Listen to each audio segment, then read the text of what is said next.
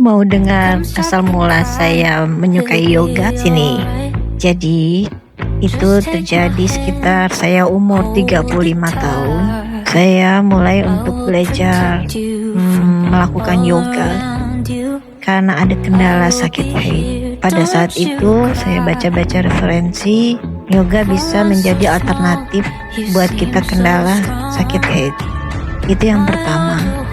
Yang kedua, saya juga ada kendala di tulang yang seringkali bunyi gemeretak dan waktu itu pernah diterapi. Akhirnya saya putuskan untuk mencoba yoga. Waktu itu saya jalani hampir 1,5 tahun di sebuah klub. Lalu akhirnya saya coba untuk mengikuti kelasnya itu seminggu 2 kali. Memang luar biasa. Saya bisa mengendalikan beberapa sakit yang saya alami. Sakit head dengan kendala lutut itu. Bonusnya adalah kita bisa melakukan gerakan-gerakan yang memang semua itu berawal dari keseimbangan di perut ya dan tulang belakang. Nah, dari gambar-gambar yang terlihat di video ini semua merupakan gerakan yang saya pelajari selama hampir 1,5 tahun tersebut.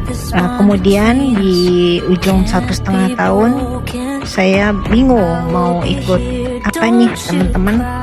Semua banyak yang mau ambil sertifikasi. Ada yang untuk yoga dewasa, ada yang untuk ibu hamil.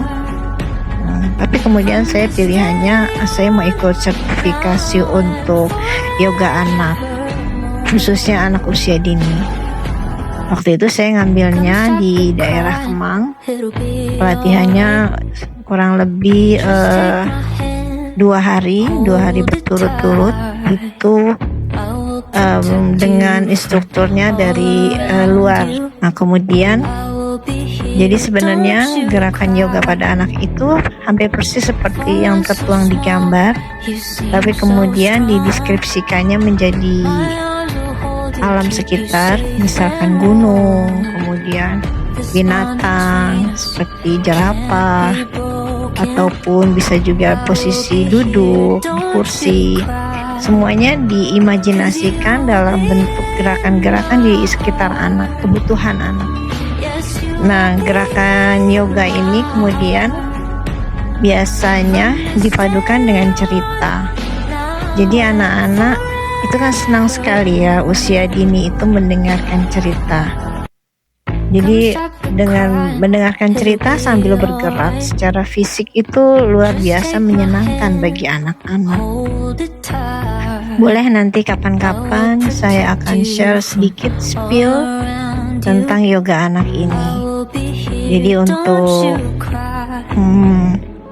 program yoga anak ini memang sedang saya buat perencanaan bukunya serta paket belajarnya buat anak-anak usia dini, baik bagi orang tua maupun guru di sekolah.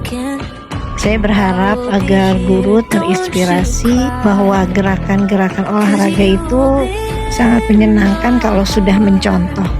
Karena anak usia dini itu identik dengan mencontoh dan mendengar cerita kemudian bergerak sesuai imajinasi mereka. Ini just info, saya melakukan gerakan ini di belakang mall ya, jadi bukan di rumah pribadi. Jadi setelah saya latihan PONFit, saya melakukan gerakan ini mumpung mataharinya panas bagus. Saya lakukan ini padahal di sekitar itu banyak orang baru selesai PONFit.